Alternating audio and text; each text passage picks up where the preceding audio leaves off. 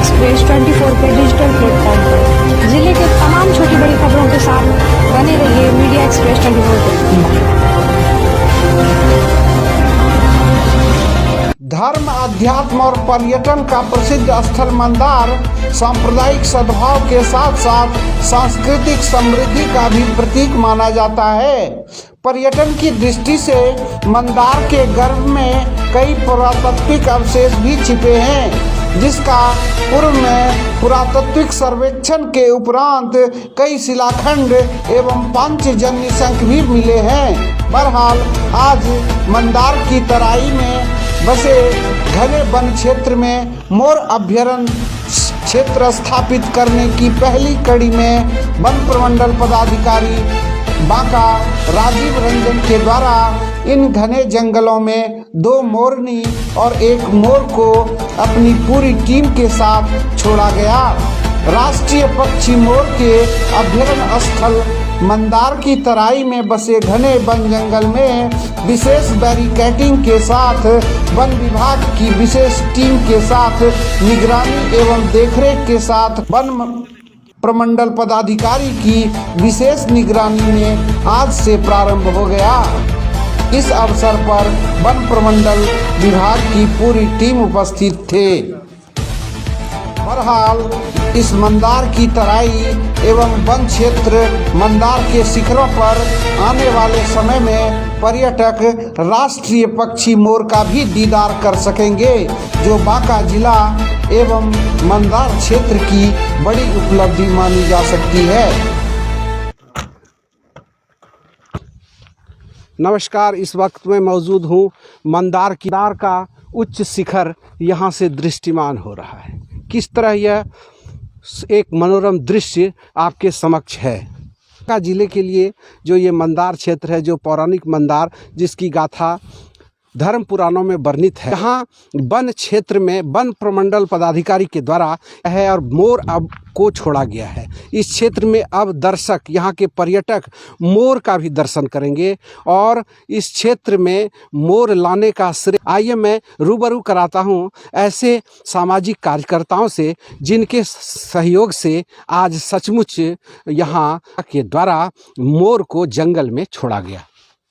क्या नाम हुआ आपका? जी, मेरा नाम राहुल कुमार डोकानिया है। मेरा बांका निवासी हूँ। बौसी मेरा क्या मानते हैं आप, बांका क्षेत्र का जो ये पौराणिक मंदार है, यहाँ एक मोर अभ्यारण्य बनने जा रहा है और इसमें आपकी महती भूमिका रही है, क्या मानते हैं? ये प्रेरणा कहाँ से मिली आपको? क्योंकि मंदार जो है वो सतयुग का पहाड़ है।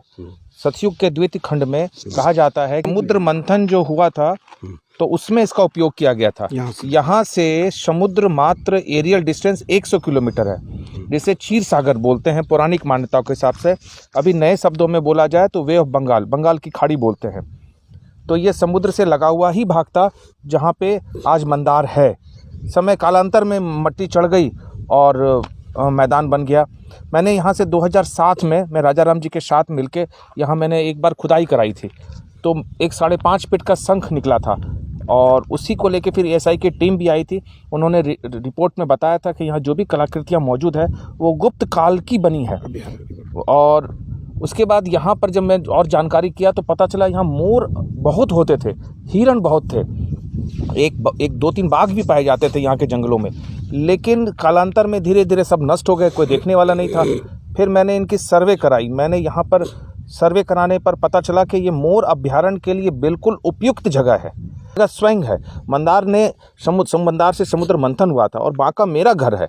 यहाँ जो कुछ डेवलप होगा, यहाँ पर्यटन बढ़ेंगे, देखने के लिए मोर मिलेगा, वो आनंद जो आएगा वो भी एक इस पर्वत पर मोर का दिखना एक अनुपम छटा, अनुपम शोभा दिखेगा। क्या मानते हैं आप सचमुच में? भगवान मधुसूदन की कृपा से और उनकी प्रेरणा से, राहुल भैया के प्रयास से यह एक अद्भुत घटनाक्रम मंदार क्षेत्र में होना है।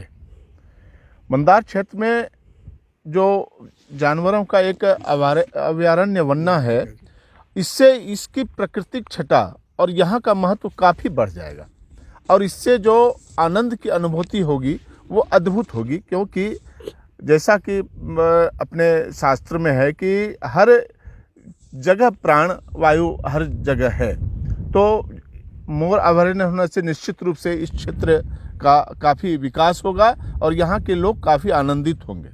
सरकार के द्वारा जो योजना है कि पर्यटन क्षेत्र को विकसित करना है, राष्ट्रीय पक्षी मोर इस क्षेत्र में आना, क्या सचमुच आप मानते हैं कि बहुत बड़ी उपलब्धि है? निश्चित रूप से राष्ट्रीय पक्षी के रूप में मोर का यहाँ आना इस मंदार क्षेत्र के लिए एक नयापन और एक अद्भुत विषय होगा और अद्भुत अनुभूति होगी।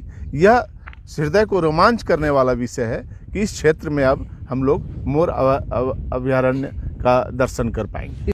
आज इतना ये अद्भुत दृश्य है जो हम लोग मंदार की तराई में ये आज विभिन्न दृश्य को अपने कैमरे में कैद कर रहे हैं।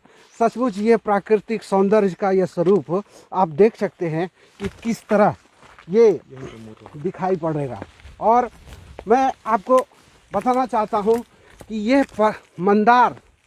यह मंदार का जो क्षेत्र है, ये इसकी गिनती अभी जैसे राजा राम जी ने बताया कि सचमुच इसका इतिहास कितना वर्ष पुराना है, बताइए। ये आपको मैं बताया कि यह इस सृष्टि की उत्पत्ति स्थल है, इसलिए इसके समय को आंकना ये माने कई कालों से यहाँ खड़ा है यह मंदार, और इसके काल को आंकना यह इसको इसकी बात नहीं। सतयुग के द्वितीय ये जो दृश्य है, ये उदयमान सूर्य का जो स्वरूप यहाँ दिखाई पड़ता है वह भी अद्भुत है।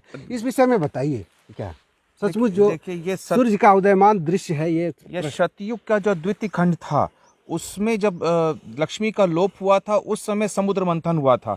तो इसकी उम्र अगर आंकी जाए तो 4 लाख वर्ष पूर्व आंकी जा सकती है। अगर सृष्टि के 4 खंड में बांटे, सतयुग, त्रेता, द्वापर, कलयुग, और कलयुग की आयु जोड़ी जाए, सतयुग की आयु, त्रेता, द्वापर की आयु जोड़ी जाए तो सतयुग के द्वितीय खंड से लगभग 4 लाख वर्ष पूर्व हो जाते हैं। मैं और दर्शकों को ये बताना चाहता हूँ कि पौराणिक गाथा के अनुसार इसी तरह के खंडहर में, गुफा में ऋषि मुनि तपस्या किया करते थे। क्या मानते हैं राजा राम बाबू आप कि सचमुच में यही वह दृश्य होगा, यही वह जगह होगा जहाँ वीरान जगह पर ना कुछ बसेरा है, ना कोई रहने का जगह है, लेकिन संत मुनि यहाँ बैठकर तपस्या किया करते थे? निश्चित रूप से यह विषय आज करते हुए, चर्चा करते हुए शरीर का रोंगटा खड़ा हो जाता है।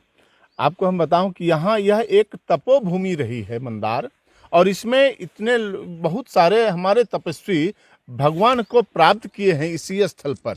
जैसे हमारे सान्याल महोदय हुए, लाहड़ी महोदय हुए, या फिर जैनियों के तीर्थंकर हैं वो हुए। और यह क्षेत्र जो है वो धर्म के से जुड़ा हुआ क्षेत्र है। बहुत सारे ऋषि मुनियों के यह तपस्थिल रहा है। इसमें अनेकों गुफाएं हैं, जिसमें सुखदेव मुनि का गुफा जो सबसे अभी प्रचलित है, वो ऐसे जगह पर है, वहाँ जाना भी दुर्लभ है लोगों को। ये मैं अपने दर्शकों को ये दिखाना चाहता हूँ कि ये जो पर्वत है, पर्वत का ये खंड है, ये मंदार का ही अंग है, जो कि चारों तरफ ये, क्या ये मानते हैं आप कि ये पूर्व में ही, शुरू से ही यह प्रारंभिक परिदृश्य में ऐसा ही है कि यह विकसित रूप में हुआ है? ये आपको मैं बताऊं कि इस मंदार पर्वत को जब हम लोग मंदार के पूरब की ओर जाएंगे तो आपको बताएं कि पूरे विश्व में मात्र एक ही यही पर्वत है जो सिर्फ एक शिलाखंड का बना हुआ है।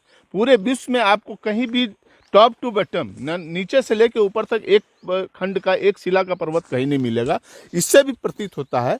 और इसी पर्वत के खंड से, जैसे हम लोग बासुकीनाथ और देवघर में जो मंदिर बनी हुई है और उसमें जो शिलाएं लगी हुई हैं, आपको बताएं कि वो शिलाएं इसी मंदार से जाकर उस मंदिर का निर्माण हुआ है। वहाँ की शिलाएं जो हैं यहाँ की शिलाओं से मिलता है।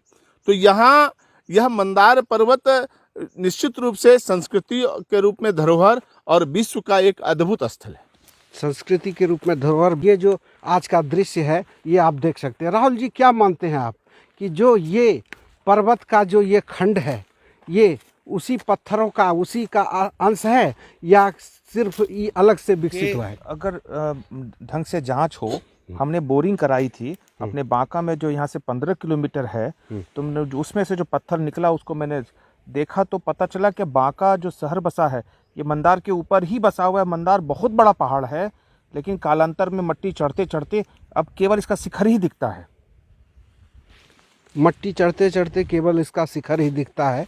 आज मंदार का दर्शन सचमुच में एक अद्भुत रूप में यहाँ हम लोगों ने किया है और हमारे साथ वरिष्ठ पदाधिकारी, वन प्रमंडल पदाधिकारी भी कुछ देर पहले संग थे। और आज ये जो छठा प्राकृतिक दृश्य है, इसमें जो अद्भुत गुण है, एक औषधीय गुण, औषधीय पौधा के साथ साथ बहुत ऐसे रत्न भी यहाँ हैं। क्या मानते हैं आपकी मंदार में कुछ रत्न की भी प्राप्ति हुई है क्या? निश्चित रूप से रत्न की जब बात करते हैं तो आपको बताऊं कि यहाँ 14 रत्न की प्राप्ति इसी मंदार पर्वत के इससे हुई थी। और एक विशेष जो चर्चा का विषय है, मैं एक विषय बहुत ही बड़ा विषय है जिसे रखना चाहता हूँ कि जो अपना जाके कुंभ मेला लगता है, जैसा मानते हैं कि यहाँ से अमृत निकला था और छलका था कहीं जाके, और वहाँ कुंभ मेला लगता है उस बूंद से, तो जहाँ से अमृत की प्राप्ति हुई थी वहाँ यह कितना बड़ा मेला होना चाहिए। और यह एक बहुत बड़ा प्रश्न है कि ब्रह्म मुहूर्त में जो मंदार के शिखर का दर्शन हो जाएगा, उन्हें मोक्ष की प्राप्ति होगी। किस तरह यह अद्भुत स्वरूप, मैं कैमरामैन से कहूँगा कि मंगल उस उच्च शिखर को अपने कैमरे में कैद करें, दिखाएं दर्शकों को कि सचमुच इस क्षेत्र के ऊपरी सतह पर जब मोर का पंख फैलते हुए दर्शक देखेंगे तो कितना अजीब और कितना सौंदर्यमान और अनुपम दृश्य होगा।